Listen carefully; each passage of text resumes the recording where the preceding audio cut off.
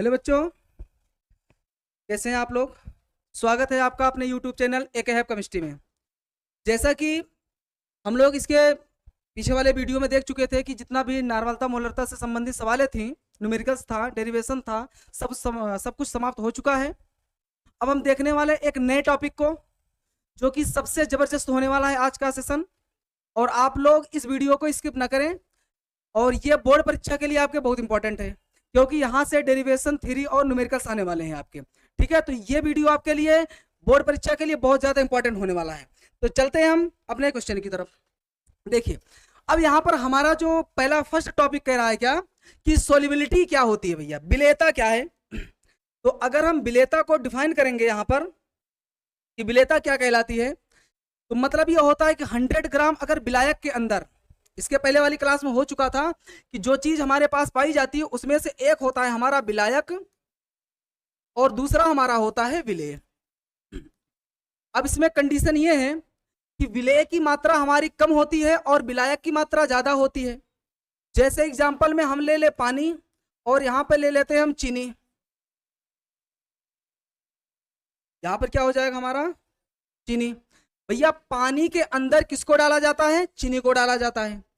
लेकिन हम कितना चीनी किसी निश्चित आयतन में, पानी के निश्चित आयतन में कितना अधिक से अधिक हम चीनी को घोल सकते हैं। जितना ज्यादा से ज्यादा चीनी को पानी के अंदर घोल सके, जिनके कारण की विलयन जो है हमारा संतृप्त प्राप्त हो जाए, वही उस विलयन की क्या कहलाएगी, विलेयता कहलाएगी। लेकिन एक बात ध्यान में रखना कि उसका टेम्परेचर जो है निश्चित होना चाहिए। ठीक है, अब यहां पर क्या कह रहा है आपका कि 25 डिग्री सेल्सियस या 298 केल्विन ताप पर, टेम्परेचर हमारा कितना कर दिया गया है, 25 डिग्री सेल्सियस में, या आप केल्विन में लेना चाहते हो तो 298 केल्विन में, ताप पर 100 ग्राम विलायक में, मतलब कि विलायक की मात्रा कितना लेना आपको, 100 ग्राम। देखो, अगर किसी चीज को कांस्टेंट करना है आपको, तभी आप डिफाइन कर सकते हो। तो भैया यहां पर हमने कहा कि विलायक को अगर 100 ग्राम ले लें और 25 डिग्री सेल्सियस ताप पर इस विलेय को जितना ज्यादा से ज्यादा इस विलायक के अंदर हम घोल सकेंगे, वही उसकी क्या कहलाएगी, विलेयता कहलाएगी। जैसे आप सपोज करो कि पानी के अंदर हम चीनी को डालना चालू कर दें, 1 चम्मच 2 3 4 5, हम डालते जाएं, लेकिन एक समय ऐसे आएगा कि चीनी को अब हम पानी के अंदर नहीं घोल सकते। क्यों? क्योंकि जितना आप घोलेंगे नीचे हमारा क्रिस्टल बन के बैठता चला जाएगा। मतलब क्या है कि उसमें साम्य की अवस्था स्थापित हो जाती है। कब तक? जब तक कि वो संतृप्त ना हो। ठीक है भैया, अब यहां क्या बोलेंगे कि जब हम 100 ग्राम विलायक में स्थिर ताप पर, निश्चित ताप पर, कितना, 25 डिग्री सेल्सियस ताप या तो 298 केल्विन पर 100 ग्राम विलायक के अंदर जितना अधिक से अधिक विलेय को घोल सके, जिनके कारण संतृप्त विलयन प्राप्त हो, उस विलायक की विलेयता कहलाती है। तो यहां पर आप लोग क्या करेंगे कि इस डिफिनीशन को याद करके रखेंगे बोर्ड परीक्षा के लिए, क्योंकि यहां से आपसे पूछा जाता है कि भैया सोल्युबिलिटी क्या होती है, किसी विलायक की विलेयता क्या होती है। ठीक है, तो आप लोग इसको नोट्स में नोट डाउन करके रखेंगे। तो विलेयता की डिफिनीशन आप बता पाओगे अब कि 100 ग्राम मतलब 25 डिग्री सेल्सियस या 298 केल्विन ताप पर 100 ग्राम विलायक द्रव्यमान में जितना अधिक से अधिक विलेय को घोला जा सके, उस विलायक की क्या कहलाएगी, विलेयता कहलाने वाली है। तो चलते हैं हम आगे, देखते हैं क्या कह रहा है। देखो, अब हमारा ये है कि अगर हम विलेयता देख रहे हैं तो भैया विलेयता जो है हमारा 2 टाइप का मिलने वाला है। पहला ये कहता है कि द्रव के अंदर अगर ठोस को घोला जाए, द्रव के अंदर किसको, ठोस को घोला जाए, तो हमारे पास क्या है, द्रव, पानी मान लेते हैं सपोज करो। और पानी के अंदर क्या घोलना है हमें, ठोस को। ठोस क्या मान ले हम, चीनी है, नमक है, कैल्शियम कार्बोनेट है, कुछ भी ले लो आप, ठोस अवस्था में कोई चीज हो और उसको हम पानी के अंदर घोलना चाहते हैं। तो चलो देखते हैं। तो इसमें क्या होगा भैया, यहां पर देखो कि हमारे पास क्या था, ये पानी है, पूरा एक बीकर में पानी भर लिए थे, और इस बीकर के अंदर हम देखो यहां पर थोड़ा थोड़ा करके क्या डाल रहे हैं, चीनी को डाल रहे हैं। ये क्या है, ये शुगर के क्रिस्टल हैं। ठीक है, यहाँ पर शुगर के क्रिस्टल है, मतलब चीनी के कण हैं। अब इन कणों को हम इसके अंदर डालेंगे, यहाँ पर देखो, तो ये धीरे धीरे गलती जाएंगी, लेकिन एक टेम्परेचर के अकॉर्डिंग कुछ समय के बाद ये क्या होंगी, गलना बंद हो जाएंगी। अब देखो चीनी को ज्यादा डालेंगे तो नीचे ये क्रिस्टल के रूप में जमा होना चालू कर देगा। जितना अधिक से अधिक अभी हम घोल पाए हैं वही क्या कहलाएगा, इसका विलेयता कहलाएगा। लेकिन ठोस का अगर द्रव में विलेयता देख रहे हैं तो कितना ज्यादा ये घुलेगी। अब यहां पर हमें ज्यादा अगर घोलना हो तो क्या करने वाले हैं, ये बात ये है कि हमने कहा कि ठोस को हम पानी के अंदर घोलना चाहते हैं, द्रव के अंदर ठोस को घोलना चाहते हैं एक निश्चित टेम्परेचर पर, तो ठीक है हम घोलते हैं। जितना ज्यादा से ज्यादा घोल सकते हैं उसकी क्या कहलाएगी, हमारी विलेयता कहलाती है।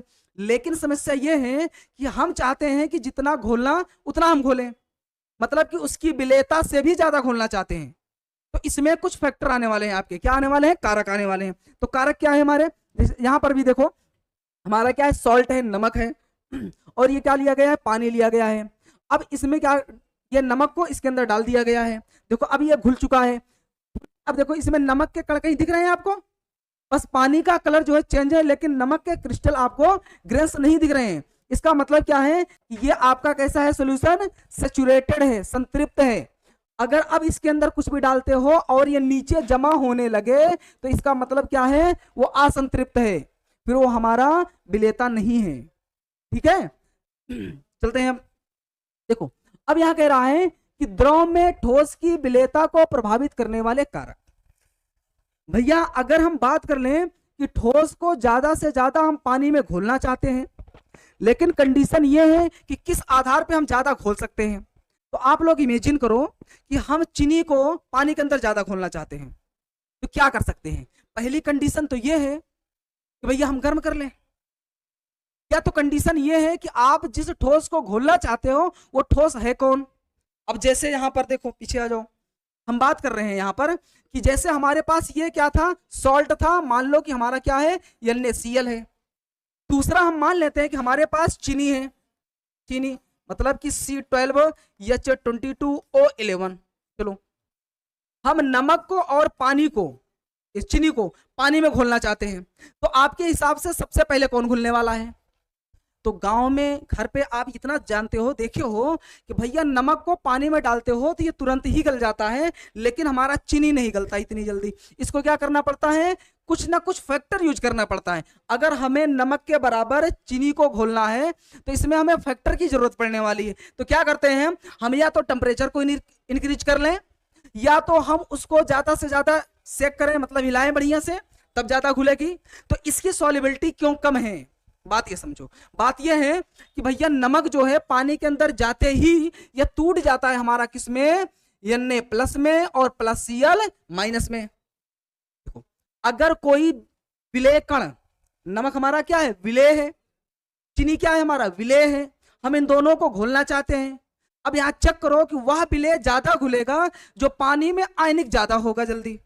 भैया नमक को वैसे भी रख दो, नमी के संपर्क में आते ही ये पिघल जाता है, NaCl में टूट जाता है, लेकिन चीनी को आप रख दो इतनी जल्दी नहीं पिघलता है।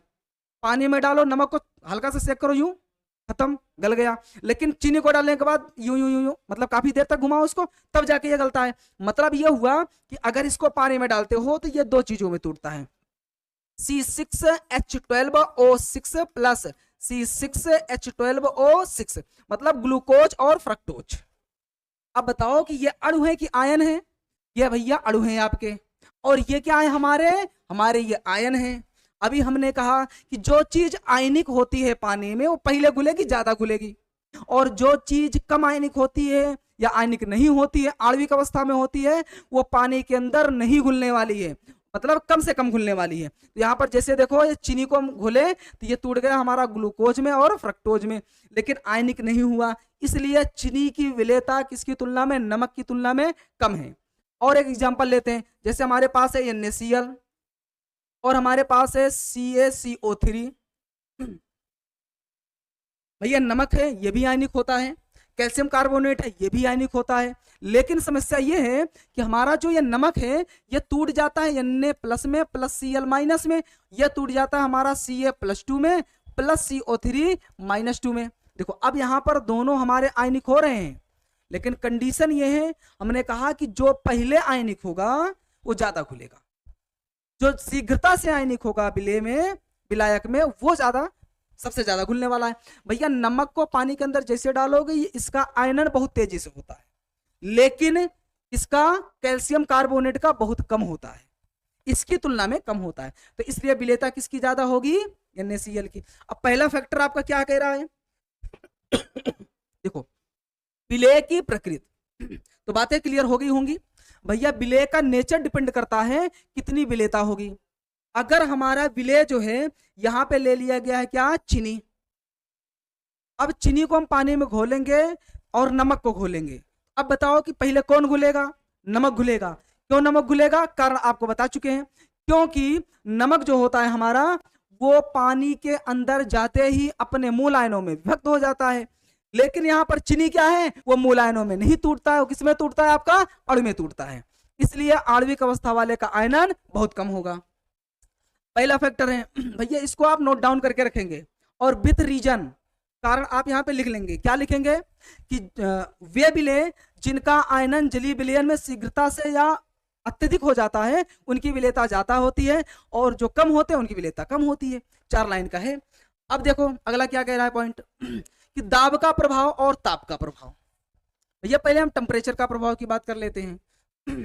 भैया अगर किसी चीज को आप ज्यादा घोलना चाहते हो, मान लो कि हमें चीनी को ज्यादा घोलना था, हम चीनी को बहुत ज्यादा घोलना चाहते हैं, लेकिन अब समस्या यह है हमारे पास कि चीनी ज्यादा घुलेगी कैसे। एक ही काम करें, हम ताप को बढ़ा दें, टेम्परेचर को बढ़ा दें। टेम्परेचर ज्यादा होने पर कोई भी ठोस हो उसका विलेयता बढ़ जाती है। क्यों बढ़ जाएगी, क्योंकि अब देखो यहां पर ये चीनी का ग्रेन्स है, कण है, क्रिस्टल है। अगर इसको टेम्परेचर दोगे, इसके जो पार्टिकल आपस में जुड़े हैं, क्योंकि चीनी का सूत्र क्या होता है, C12H22O11। ये इसलिए हम बार बार आपको बता रहे हैं ताकि ये जो है आपका ये अच्छे से याद हो जाए। H22O11, ठीक है। अब सोचो आप, भैया किसी के पिछवाड़े में आग लगा दी जाए तो क्या स्थायी रहेगा वो। अब देखो इस चीनी के पीछे क्या लगा दिए, हम आग लगा दिए। अब बताओ कि इसके कण बेचारे आराम से शांत होकर बैठेंगे, कभी नहीं बैठने वाले हैं। किसी के भी पीछे आग लगा दो तो वो उठ के भागेगा जरूर। अब यहाँ पे क्या हुआ कि चीनी के पीछे लग गई आग, अब इसके कण क्या हो गए भैया, तुरंत टूट के देखो यहाँ पर ग्रेन्स देखो निकलने लगे। मतलब क्या हुआ कि टेम्परेचर बढ़ाने पर चीनी की विलेयता बढ़ जाती। क्यों, क्योंकि उसके नीचे लगाए हो आग, और आग बढ़ने से पिछवाड़े से उसके क्रिस्टल अलग। मतलब कि यहाँ पर चीनी के जो कण थे, अब मान लो इतना बड़ा था चीनी, इसमें कार्बन हाइड्रोजन ऑक्सीजन सब मिक्स थे। अब ये बेचारा जब यहां से गया तो अब जानते हो आप कि इनके अणुओं के बीच में होता है एक अट्रैक्शन फोर्स, जिसको कहा जाता है अंतरा अणुक आकर्षण बल। अब यहाँ पे क्या हुआ कि इसके अणुओं के अंदर, अब मान लो कि ये अणु था, ये 2 अणुओं से ऐसे मिलकर बना हुआ था, ऐसे 2 अणु थे। अब इसको क्या किया गया कि जैसे इसका टेम्परेचर दिया गया तो इसके बीच लगने वाला अट्रैक्शन फोर्स क्या होगा, कमजोर होगा। कितनों गहरी दोस्ती हो, एकदम बढ़िया से साथ में बैठे हो, लेकिन नीचे से आग लगी तो दोस्ती भाड़ में जाए, पहले भागो। अब यह कहा हुआ यहाँ पर कि यहाँ पर जब टेम्परेचर बढ़ाया गया नीचे से, तो इनका आपस में बॉन्डिंग, आकर्षण, दोस्ती जो थी हो गई भाड़ में। पहले क्या करेंगे, ये भैया इधर भागेंगे, इधर भागेंगे, दोनों का हो गए अलग हो गए। अब बताओ कि जो क्रिस्टल बड़ा था वो टूट गया, छोटा हो गया। छोटा होने के बाद अब पानी में विलय हो जाएगा कि नहीं हो जाएगा, विलय हो जाएगा। तो क्या बताओगे फैक्टर, भैया ताप बढ़ाने पर किसी ठोस की द्रव में विलेयता बढ़ी जाती है, क्योंकि उस ठोस के विलेय के अणुओं के बीच लगने वाला अंतरा अणुक आकर्षण बल क्या होता है, कमजोर हो जाता है। क्यों हो जाता है, क्योंकि टेम्परेचर बढ़ाए हो। अब ये अणुएं टूट जाती हैं, जिनके कारण पानी के अंदर क्या हो जाती हैं, विलय हो जाती हैं।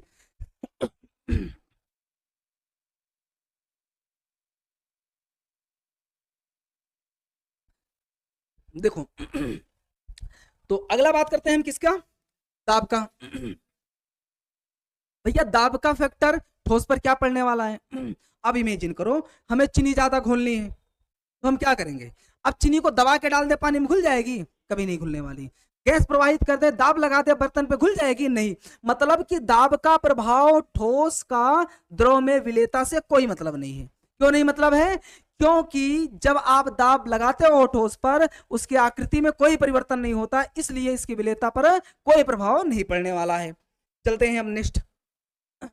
अब कह रहा है कि द्रव में गैस की विलेयता। भैया द्रव में गैस की विलेयता क्या होती है? अब ऐसा समझो कि हमारे पास पानी है, पानी ज्यादा से ज्यादा है, अब इसके अंदर हम किसको डाल रहे हैं? गैस को। अब यहाँ पर हमारे पास क्या है? गैस है, कोई कोई गैस है, nitrogen, oxygen, carbon dioxide, ammonia, कुछ भी गैस आप ले लो। अगर इन गैसों को इस पानी के अंदर हमें घोलना है तो क्या करेंगे हम? भैया इसके लिए क्या है? इसका प्रेशर, टेम्परेचर और प्रकृति सब हम देखने वाले हैं। बस इतना ये कह रहा है कि द्रव में किसका? गैस की विलेयता। अब यहां पर जितनी ज्यादा से ज्यादा गैस यहां पे घोली जाए, उस पानी का गैस में, गैस के साथ क्या होगी? विलेयता कहलाएगी। लेकिन हम चाहते हैं कि गैस को ज्यादा घोले। भैया ज्यादा घोलने के लिए क्या करना है? हमें फैक्टर, कारक यूज करना है। तो कारक क्या क्या है हमारे पास? अब चलते हैं। देखो सबसे पहला कह रहा है कि द्रव में गैस की विलेयता को प्रभावित करने वाले कारक। भैया फैक्टर जो हमारे पास हैं वो कौन से फैक्टर हैं? चलो देखो, फैक्टर तो वही तीनों हैं और तीनों के ऊपर बेस पॉइंट आप बना के रखना है। आज का सेशन बहुत ही जबरदस्त होने वाला है आपके परीक्षा के लिए, ध्यान देना। आप लोग इसको नोट डाउन करके रखना। देखो पहला दे रहा है विलेय की प्रकृति, इसको तो देख चुके हो भैया, विलेय की प्रकृति। अब यहां कह रहा है कि जो गैस आप घोलना चाहते हो पानी के अंदर, वो कौन सी गैस है, वो किस टाइप की गैस होती है, उसकी क्वालिटी, नेचर क्या है, उसी के अकॉर्डिंग वो ज्यादा से ज्यादा खुलेगी। तो अब यहां पर प्रकृति में जैसे हम क्या चेक करेंगे? गैस का अणुभार। ये डिपेंडेंट किसके ऊपर होता है? अणुभार के ऊपर। ये पॉइंट एकदम बढ़िया से दिमाग में बैठा लेना, क्योंकि यहां से आपके परीक्षा में, बोर्ड में 100% 2 या 3 नंबर के आते हैं। ठीक है, ये डिफिनेट है आपका। चलो अब ये कह रहा है कि विलेय की प्रकृति क्या होनी चाहिए? भैया यहां पर केवल एक ही बेस आप मान के चलना, क्या? गैस का अणुभार। अब आप सोचो, अगर कोई चीज हल्की होगी, अगर कोई हल्की है तो उसको ऊपर से छोड़ोगे तो नीचे, अगर कोई चीज हल्की है अगर, तो क्या होगा? ऊपर। डिसीजन बताओ। यहां पर मैंने ये रखा है कि अगर अणुभार किसी गैस का ज्यादा है, भैया ज्यादा चीजें जो होती है वो भारी होती है तो नीचे बैठती हैं, और हल्की चीजें क्या होती है? ऊपर जाती हैं।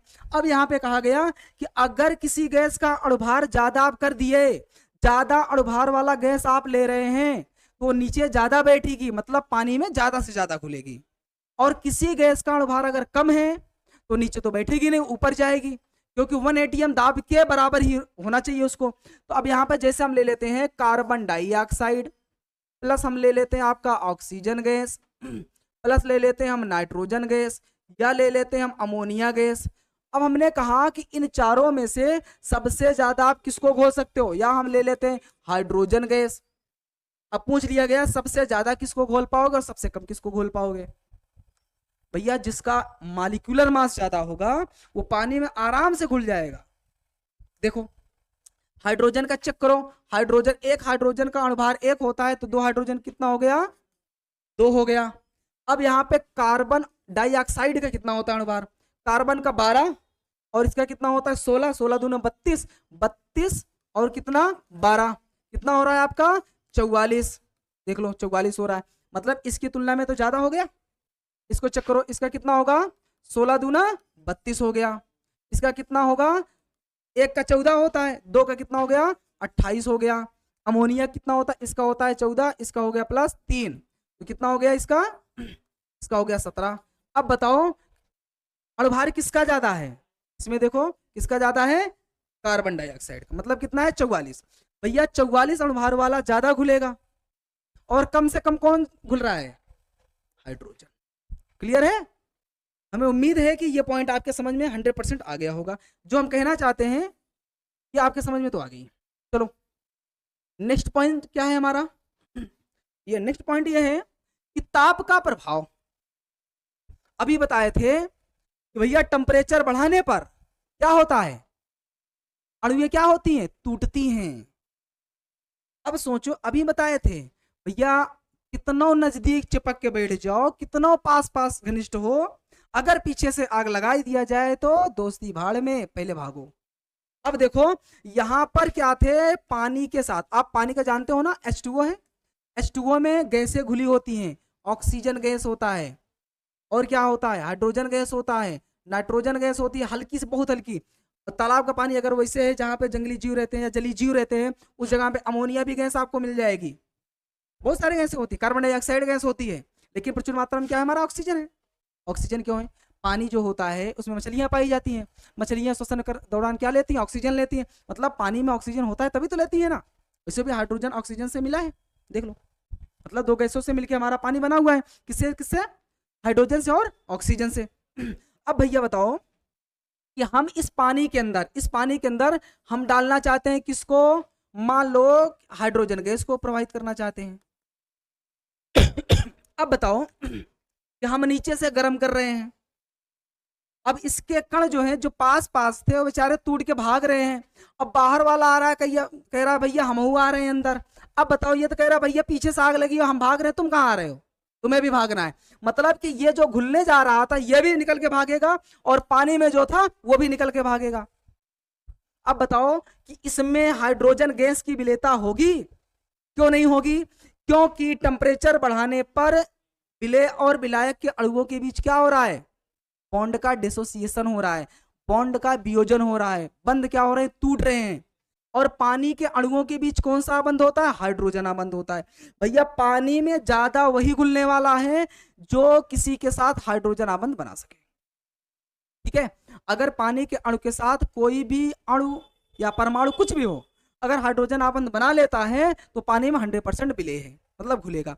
अब यहां पर क्या हुआ कि हाइड्रोजन आबंध जो पानी के अंदर था H2O ऐसे था, हाइड्रोजन ऑक्सीजन हाइड्रोजन, फिर hydrogen oxygen hydrogen, hydrogen oxygen hydrogen, देखो ये आपस में जुड़ी हुए थे। अब यहाँ क्या हुआ कि ऑक्सीजन और हाइड्रोजन के बीच में डॉटेड बॉन्ड, यहां पर भी डॉटेड बॉन्ड, यहां पर भी डॉटेड बॉन्ड, ऐसे ही आगे भी डॉटेड बॉन्ड होगा।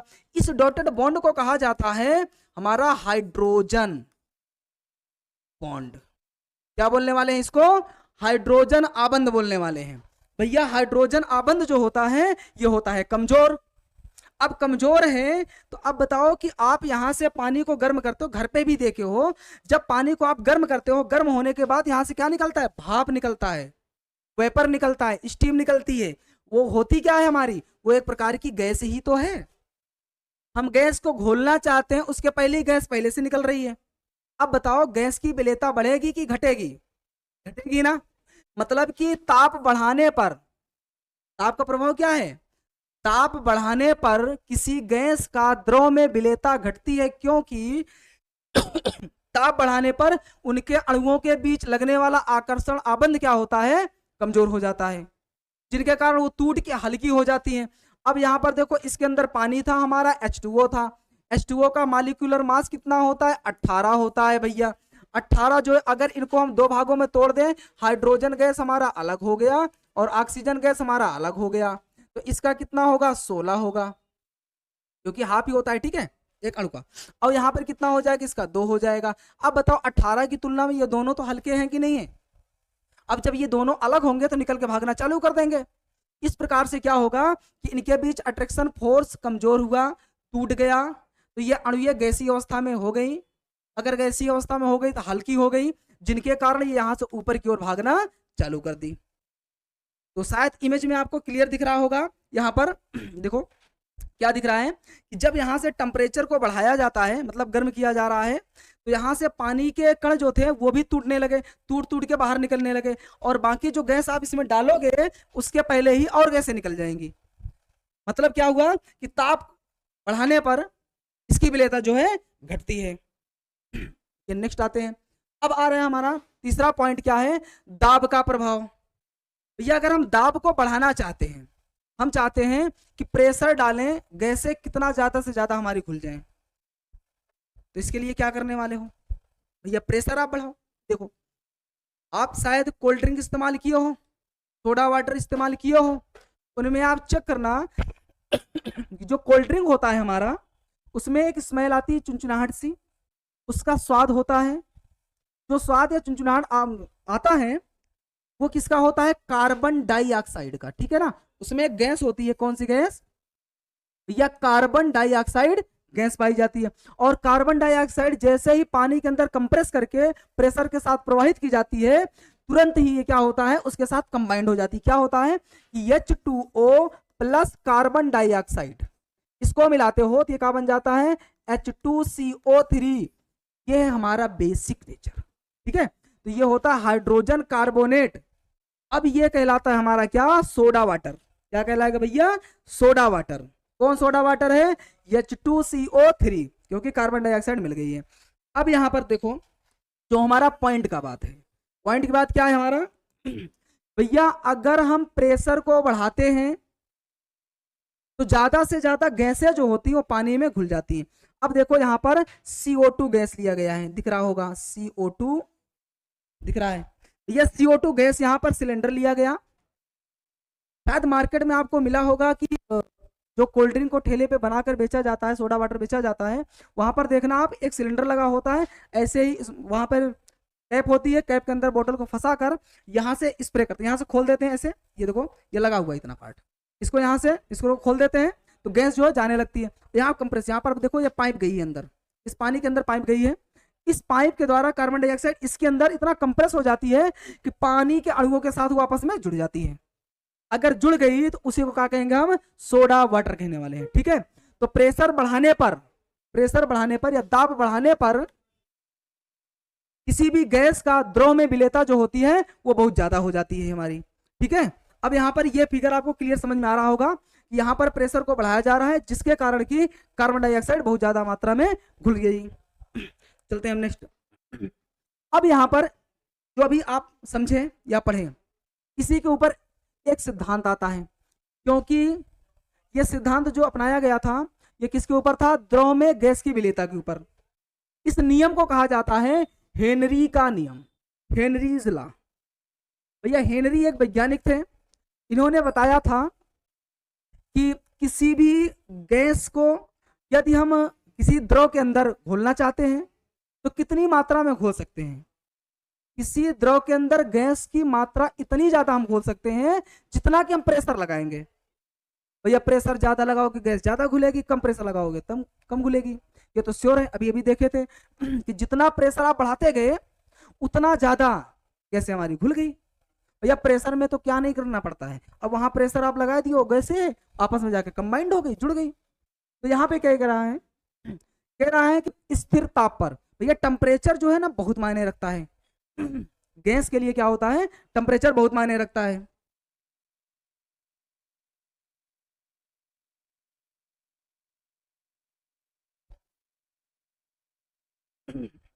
देखो बच्चों, अब यहां पर क्या है अगर स्थिर ताप न लिया जाए तो जितनी ज्यादा से ज्यादा आप गैसें घोलना चाहते हो उतना ज्यादा निकल जाएगी, अभी बताए थे हम।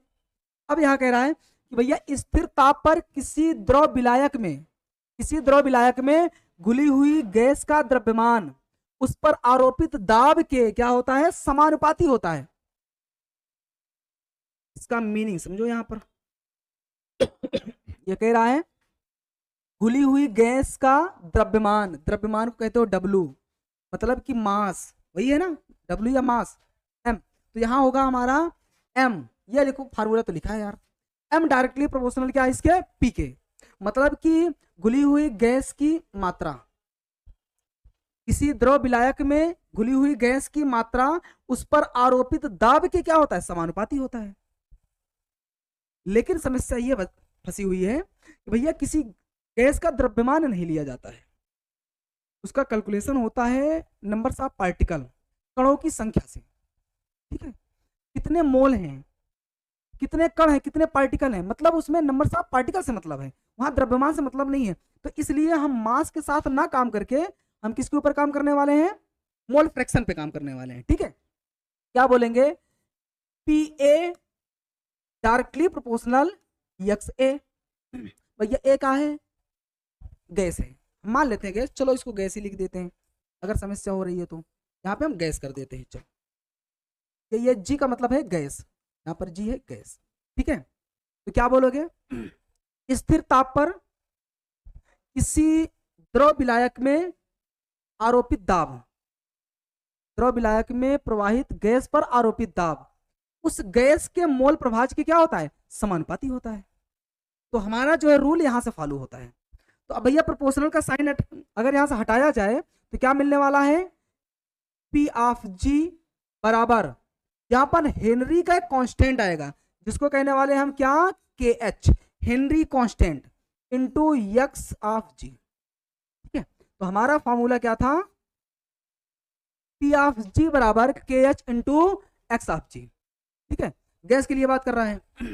तो अब यहां पर दिया क्या क्या गया है। अच्छा एक बात और बताओ आप, क्या एक्स ऑफ जी बराबर आपको पता है, एक्स जी का मतलब होता है गैस का मोल फ्रैक्शन, गैस का मोल प्रभाज। गैस को किस में घोल रहे हो, किसी द्रव में या पानी में। ठीक है, तो ये हमारे पास दो घटक हो गए, एक विलायक और एक विलेय हो गए। तो यहां पर क्या लेने वाले हैं, मोल फ्रैक्शन का फॉर्मूला क्या पढ़े थे, n of g upon N of g plus N of H2O। ये कह रहा है कि पानी के अंदर गैस को घोला, देखिए यहां पर क्या हो चुका था हमारा कि n of g upon N of g plus N of H2O।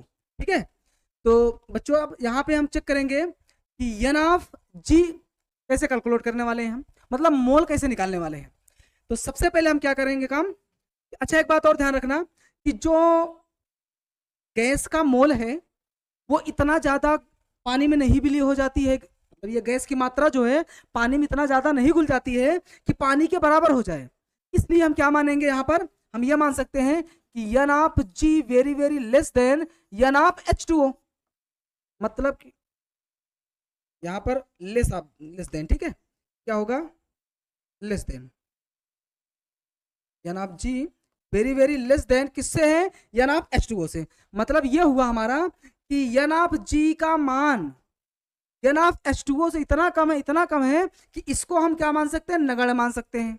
तो हम यहाँ पर क्या बोलेंगे, यदि नहीं, यहाँ पर क्या बोलेंगे हम कि अतः एन ऑफ जी को क्या मानने पर, नगण्य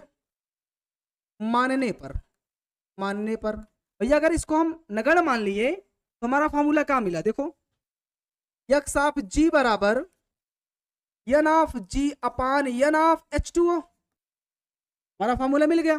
तो इसके ऊपर हम क्या करने वाले हैं, सवाल लगाने वाले हैं। तो हमारा मेन फॉर्मूला यहाँ था। ठीक है, जैसे एक्स ऑफ जी नहीं मिला है तो हम कहाँ से निकालेंगे इसको, मोल कॉन्सेप्ट से, और कहाँ से, मोल फ्रैक्शन से। ठीक है, तो अब समस्या फंस गई कि एन ऑफ जी कैसे निकालने वाले हो। तो ये जिनके समझ में नहीं आ रहा है तो प्लीज आप लोग जो है ना, पीछे जो फर्स्ट लेक्चर है हमारा mole concept, some basic concept, वहां पर जाएं, उस वीडियो में देखें, वहां पर क्लियर एकदम समझा दिया गया है। तो क्या होगा हमारा, एन ऑफ जी बराबर क्या होता है, यहाँ पर W of g upon M of g लेकिन ये है हमारा जी क्या है, गैस है। भैया गैस होने के कंडीशन में हम क्या मान सकते हैं, आयतन मान सकते हैं, क्योंकि गैस का क्या होता है, हमारा आयतन होता है। तो इसलिए क्या लिख सकते हैं हम, एन ऑफ जी बराबर V बटा 22,400 किसमें, ml में। तो हमारा फार्मूला ये भी यूज होगा और ये भी यूज होगा। कंडीशन ये है कि द्रव्यमान दिया है गैस का, कि उसका आयतन दिया है, तो यहाँ पर फार्मूला जो यूज करना है आप रख सकते हो। तो एन ऑफ जी का मान यहाँ रख दोगे उठा के, फिर क्या करना है आपको कि एन ऑफ H2O बराबर क्या होता है, W of H2O upon M of H2O। तो यहाँ से निकाल लोगे आप एन ऑफ H2O का और एन ऑफ जी का, निकाल के यहाँ मान रख दिए, यहाँ से कहाँ निकल जाएगा हमारा, एक्स ऑफ जी निकल जाएगा। फिर एक्स ऑफ जी यहाँ रख दो, के एच आपको दिया जाएगा और पी ऑफ जी आप निकाल सकते हो। तो मेन फार्मूला भैया हमारा यहीं तक था। ठीक है, यहाँ पे इसको देखकर घबराने की जरूरत नहीं है, क्योंकि ये कॉन्सेप्ट जो हमारा पीछे वाले लेक्चर में है उन्हीं को हम थोड़ा सा कंबाइंड करके समझा रहे हैं, बाकी हमारा फार्मूला मेन यहीं पर है।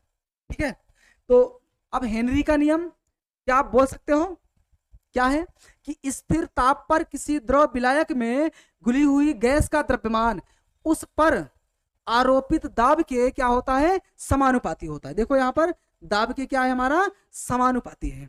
ठीक है भैया, तो अब यहाँ पर देखो गिवन वैल्यू हमारा क्या है, वेयर, जहां पर क्या क्या दिया गया है, एम का मात्रा क्या है, घुली हुई गैस का द्रव्यमान है, पी का है गैस का आंशिक दाब है, के एच का है हेनरी का नियतांक है, हेनरी कांस्टेंट जिसको कहते हो, पीए का मतलब होता है गैस का आंशिक दाब, और XA का मतलब होता है गैस का मोलेंस।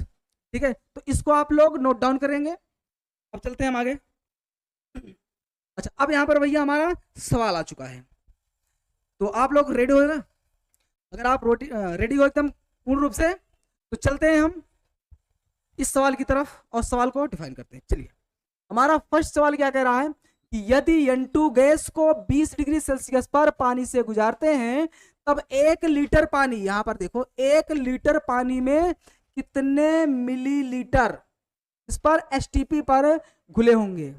कौन घुला होगा? N2 गैस घुले होंगे। कि दिया है कि N2 का आंशिक दाब कितना दिया गया है? 742.5 टॉर। और N2 के लिए KH का मान कितना दिया है?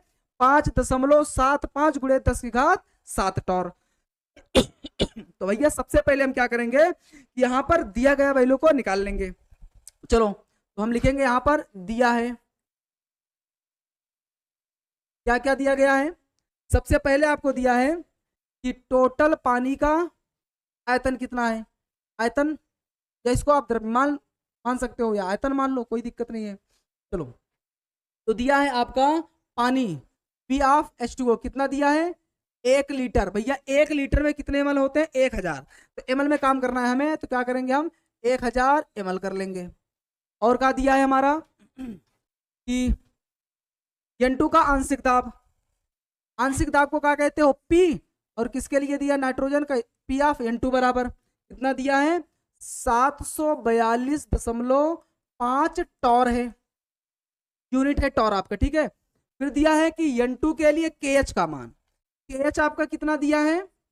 ये दिया है आपका 5.75 गुणे 10 की घात 7, इतना टॉर है। बताओ, कुछ और ढूंढना है इसमें? तो बाकी तो हमें नहीं लग रहा है। आप जानते हो कि यम ऑफ H2O कितना आएगा? यम ऑफ H2O जो कि पानी है, यहाँ पर देखो क्या है, ये 1 लीटर पानी में। ठीक है, 1 लीटर क्या है हमारा? पानी है। तो इसका कितना आने वाला है? हमारा H2O का आता है यहाँ पर 18।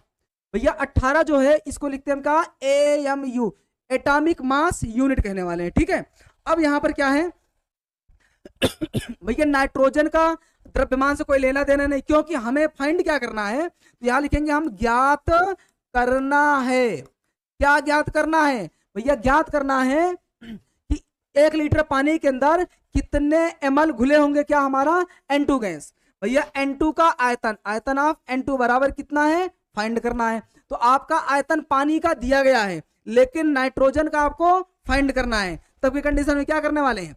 चलते हैं फार्मूले की तरफ। भैया हमारा फार्मूला क्या कह रहा है? फार्मूला भी जस्ट पढ़े थे, हेनरीज लॉ का फार्मूला क्या था हमारा? हमारा था P ऑफ N2 बराबर KH into X of N2। आपको बताए थे जो यहाँ पे A रखा गया था वो हमारा क्या है? गैस है। अब गैस के लिए हम बात कर रहे हैं, कौन सा गैस हमारा? N2 है। अब इसमें चेक करो दिया क्या गया है और फाइंड क्या करना है। भैया P ऑफ N2 आपको दिया है, ये रहा। KH आपको दिया है, ये रहा। X ऑफ N2 आपको नहीं दिया है, और X ऑफ N2 पूछा भी नहीं है। लेकिन आप क्या करोगे? X ऑफ N2 को फाइंड करोगे, निकालोगे, पहले निकाल के फिर वैल्यू पे फाइंड करोगे, तो हमें क्या मिलेगा? V of N2। चलते हैं हम इसको चेक करते हैं। देखिए बच्चों, यहां पे क्या है कि हमारा पूछा गया है V ऑफ N2, लेकिन यहां पर कुछ है नहीं ऐसा V ऑफ N2 ज्ञात करने के लिए। तो हम क्या करेंगे कि X ऑफ N2 को हम फाइंड कर लेंगे। तो इसको बाहर ले लेते हैं, तो क्या हो जाएगा हमारा? X ऑफ N2 बराबर, ये उधर जाएगा तो क्या हो जाएगा? P of N2 upon KH। अब P ऑफ N2 का मान देखो यहाँ पर दिया गया है इतना, और KH का मान यहाँ दिया गया है, दोनों वैल्यू रख लो। कितना आएगा P ऑफ N2 का मान?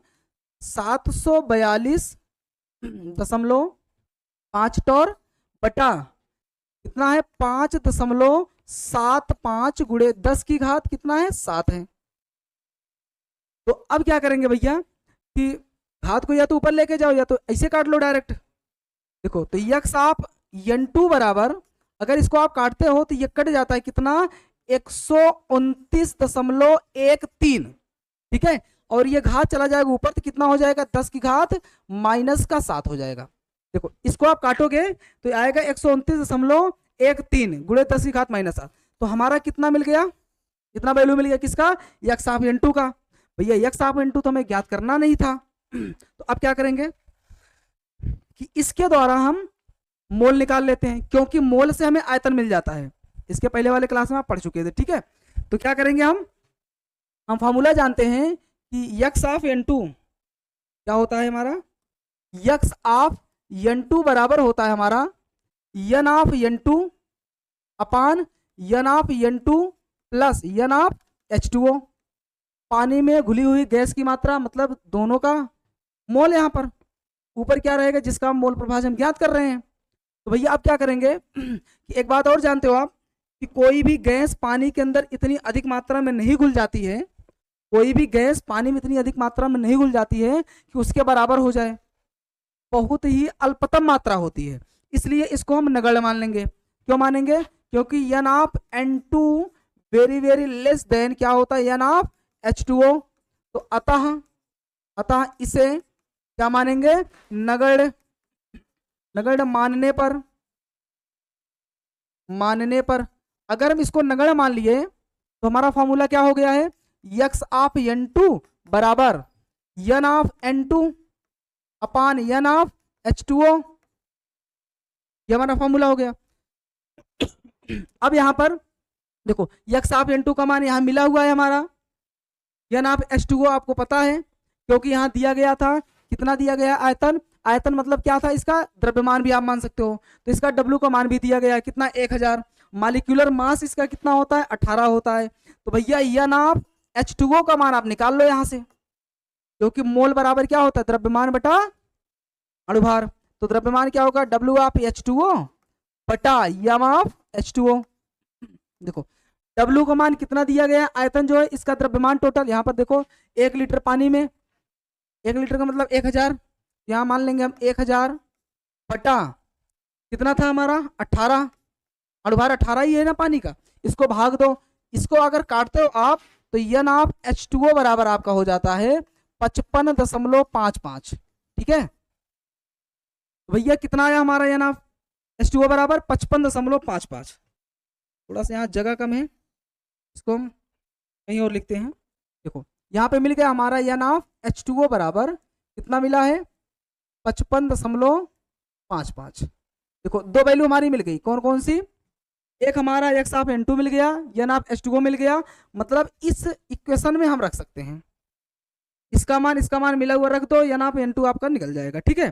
तो हम क्या बोलेंगे यहाँ पर, अगले पेज पे चलते हैं यहाँ पर, तो हम बोलेंगे क्या, हमारा एन ऑफ H2O कितना आया था 55.55, ठीक है।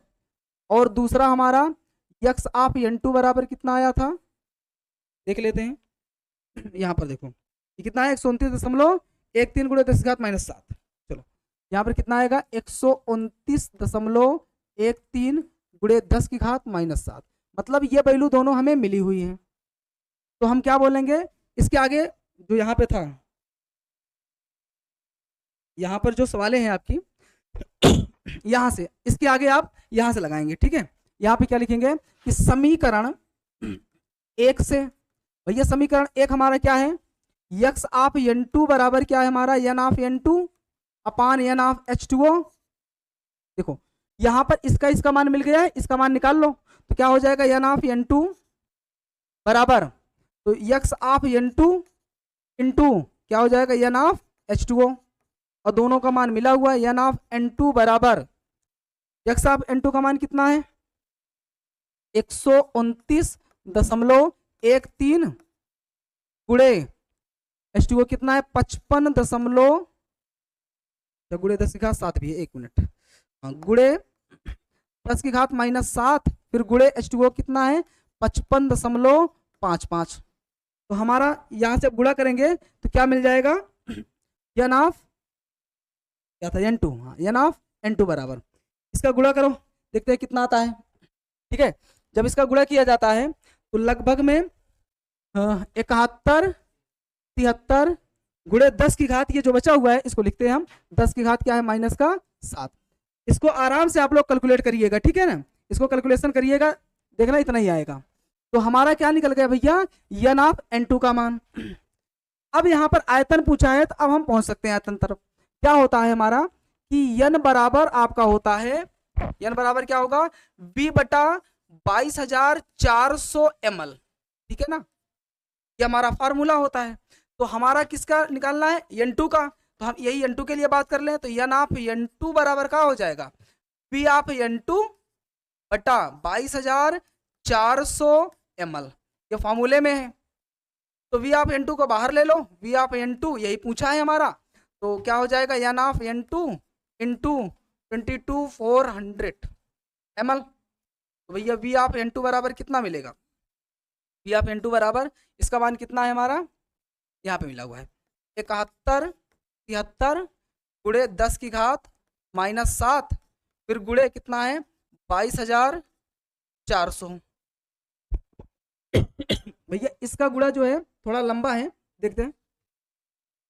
V आप N2 बराबर कितना आने वाला है, 160 675 200 गुणे 10 की घात कितना है -7। देखो आप एक बार गुणा करोगे तो मान कितना आएगा, 160 675 200, ठीक है।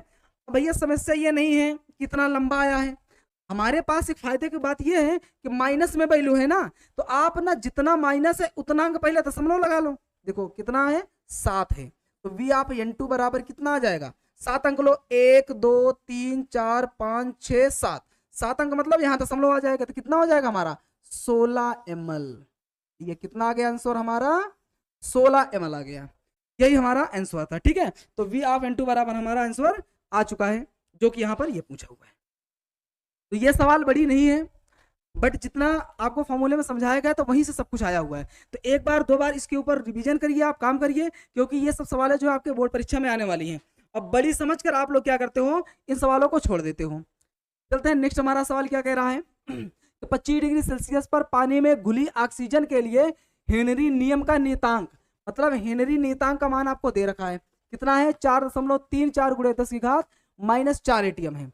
यदि साधारण वायुमंडलीय परिस्थितियों के अधीन ऑक्सीजन का वायु में आंशिक दाब, इसका आंशिक दाब जो दे आपको दे रखा है कितना है 0.2 एटीएम हो, तो 25 डिग्री सेल्सियस पर साम्य अवस्था में स्थित जल में घुलित ऑक्सीजन का सांद्रता मोलर कंसंट्रेशन पूछा है, मतलब यहाँ पर सांद्रता की बार आपसे पूछ लिया है। तो भैया सबसे पहले हम क्या काम करेंगे कि दिया है, क्या क्या दिया गया है आपको, सबसे पहले तो दिया है कि हेनरी का नियतांक, तो KH बराबर आपका कितना दिया गया है 4.34 गुणे 10 की घात कितना है 4 एटीएम है, ठीक है। उसके बाद आपको ना आंशिक दाब दिया हुआ है, तो P ऑफ O2 ऑक्सीजन का आंशिक दाब कितना है 0.2 एटीएम है, और कुछ दिया है और कुछ नहीं दिया है। तो यहां पर इसका क्या पूछा, ज्ञात करना है, ज्ञात करना, क्या ज्ञात करना है, सांद्रता। यह सांद्रता का मतलब होता है n ऑफ O2, ठीक है, n ऑफ O2 का मान आपको निकालना है, यही आपको ज्ञात करना है। तो चलते हैं फार्मूले की तरफ। वहां फार्मूला का है भैया, फार्मूला अभी भी जस्ट पढ़े थे आप। फार्मूला हमारे पास क्या था कि P ऑफ O2 बराबर KH into x of O2, ये हमारा फार्मूला था। देखो P ऑफ O2 दिया है आपको, KH का मान दिया है, यक्स ऑफ O2 निकाल लो, सेम सवाल वही है, ठीक है, जाना उसी दिशा में हम। तो इसको बाहर ले लेते हैं, तो क्या हो जाएगा यक्स ऑफ O2 बराबर, ये ऊपर चला जाएगा, ये नीचे, O2 का मान कितना है, यहाँ पर देखो 0.2 अपान कितना है 4.34 इंटू 10 पावर कितना है 4 है। इसको ऊपर लेके जाएंगे और इसको भाग देंगे, तो हमारा यक्स ऑफ O2 का मान निकल जाएगा। तो इसका अगर हम कैलकुलेशन करते हैं तो 0.2 अपान 4.34, तो इसका मान कितना आने वाला है आपका,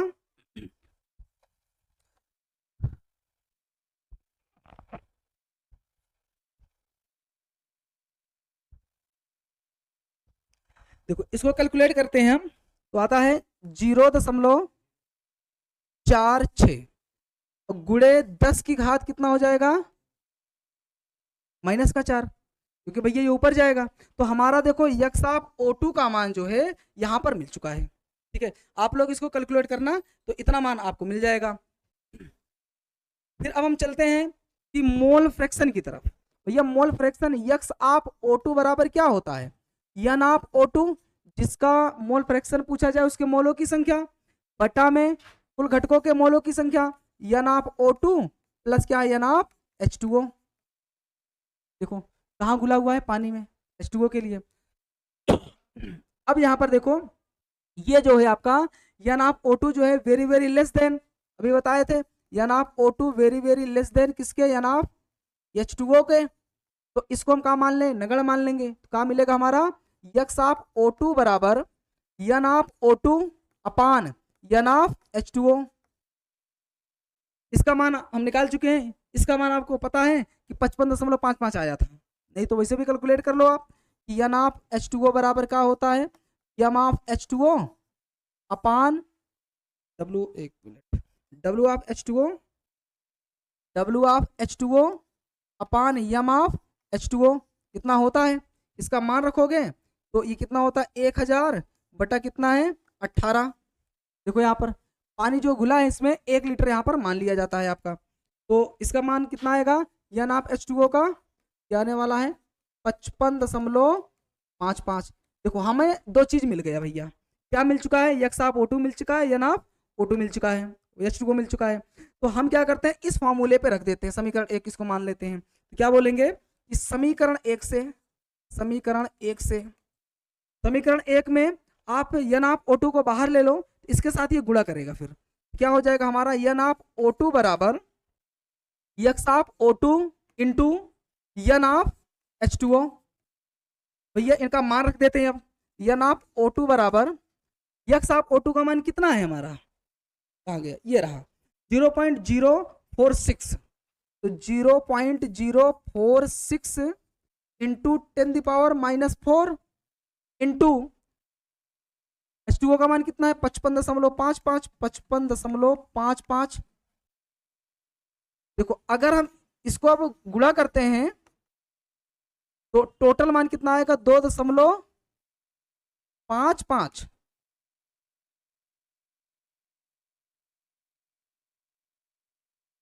गुणे 10 की घात कितना है -4 है हमारा। भैया इसको कैलकुलेट करेंगे हम तो हमारा यहाँ O2 का मान कितना आ रहा है, क्या आ रहा है 2.55 गुणे 10 की घात -4, यहाँ पे लिखा हुआ है 55.55। ठीक है, तो आप लोग इसको ध्यान देना कि 55.55 यहाँ पे हम बोल रहे हैं आपको। तो हमें तो यही फाइंड करना था, हमारा आंसर जो है यहीं पर समाप्त होता है। ठीक है, तो भैया उम्मीद करते हैं ये समझ में आ रहा होगा। ये सवाल जो है आप लोग प्रैक्टिस में लगाएंगे। चलिए देखते हैं, ये सवाल और भी छोटा है इससे, बड़ी सवाल इसलिए लगाया गया पहले कि इस पर आप ना काम कर सको अपने तरफ से। ठीक है ना, आधे पे ही रुक जाएंगे हम, क्योंकि वो सवाल जो था आयतन तक गया था, वो सवाल देखो मोल पर ही रुक गया, ये आपका एक ही स्टेप में खत्म है।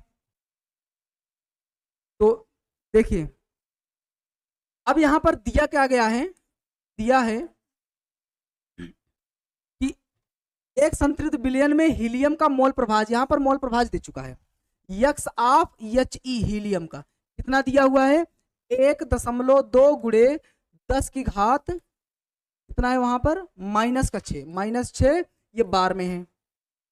ठीक है, ये दिया गया है। उसके बाद आपको दिया है कि हेनरी स्थिरांक का मान, मतलब KH का मान आपको ये भी दे रखा है, तो 144.97 ये क्या है किलो बार में है। अब यहाँ पे ध्यान देना कि वो बार में है, ये किलो बार में, किलो बार को बार में बनाने के लिए इसे 1000 से गुणा करना पड़ेगा। तो क्या हो जाएगा हमारा 144.97 गुणे 10 की घात, इसको 3 लिख सकते हैं। तो हमारा तो ये इतना मिल गया। तो अब भैया ज्ञात क्या करना है, ज्ञात करना है, क्या ज्ञात करना है, देखो कि हीलियम का दाब, हीलियम का आंशिक दाब ज्ञात करना है। तो P ऑफ He आपको ना फाइंड करना है। चलते हैं फार्मूले की तरफ। यह फार्मूला हमारा क्या है, फार्मूला हमारा है P ऑफ He बराबर KH इंटू क्या है यक्स, हाँ यक्स ऑफ He। ठीक है, देखो डायरेक्ट इसी फार्मूले पर रखो, काट दो, सीधा आंसर आ जाएगा। अब की बात बहुत बड़ा कुछ नहीं है इसमें। तो देखो P ऑफ He बराबर KH का मान कितना है 144 0.97 गुणे 10 की घात कितना है 3, फिर गुणे HE का कितना है 1.2 गुणे 10 की घात -6 हो गया। भैया एक बात ये समझो कि 6 और ये आपका घट जाएगा तो बचेगा कितना, तो यहाँ पे हम मान सकते हैं P ऑफ HE, और इसका हम गुणा अगर करते हैं इतने वैल्यू का इतने से, तो 173.96 आपका इतना गुणा करने के बाद आएगा। और ये घातें जो हैं आपकी जुड़ जाती हैं, एक प्लस में एक माइनस में है, तो क्या हो जाएगा 10 की घात -3, क्योंकि भैया ये 3 है प्लस में, 6 माइनस में, तो 3 माइनस का हमारा बचा हुआ है। ठीक है, तो इतना क्या होगा ये बार में होगा। ठीक है, क्योंकि दाब वहां पे दिया गया है, तो यूनिट आपकी है। तो हमारा आंसर जो है अब की बार देखो बस यहीं पर समाप्त होता है। उम्मीद करते हैं कि आप लोगों को ये सवालें जो हैं और जो ये परिभाषा था, डिफिनीशन था, डेरिवेशन था, ये सब कंप्लीटली समझ में आया होगा। तो आप लोग जो है ज्यादा से ज्यादा इस वीडियो को लाइक करें, शेयर करें, सब्सक्राइब करें। ठीक है, और आपसे हम उम्मीद करते हैं कि इस वीडियो को आप लोग ज्यादा से ज्यादा शेयर करेंगे। अगर हमारे चैनल पर नए हैं तो वीडियो को 100% सब्सक्राइब करें। ठीक है, तो आप लोग जो है हमारे चैनल को ज्यादा से ज्यादा सपोर्ट करें। तो यहां पर एक है केमिस्ट्री, बेल आइकन दबाएं, लाइक करें, सब्सक्राइब करें। ठीक है, तो अब हम मिलते हैं नेक्स्ट वीडियो में एक दूसरे नए टॉपिक के साथ, जबरदस्त टॉपिक के साथ। हम उम्मीद करते हैं ये टॉपिक आपको बहुत ज्यादा ही बेहतर समझ में आया होगा, क्योंकि इस टॉपिक में हमने उस चीज को आपको एनालाइज कराया है जो चीजें आपको रट्टा मारनी पड़ती थी। हमने यहाँ पे फिगर ग्राफिक्स में आपको दिखाया, समझाया। तो आप अगर ध्यान से पढ़ेंगे तो 100% जो है परीक्षा में आएगा यहाँ से, तो आप लिख कर आएंगे। तो ठीक है बच्चों, तो मिलते हैं नेक्स्ट सेशन में नेक्स्ट वीडियो के साथ। तब तक के लिए नमस्कार।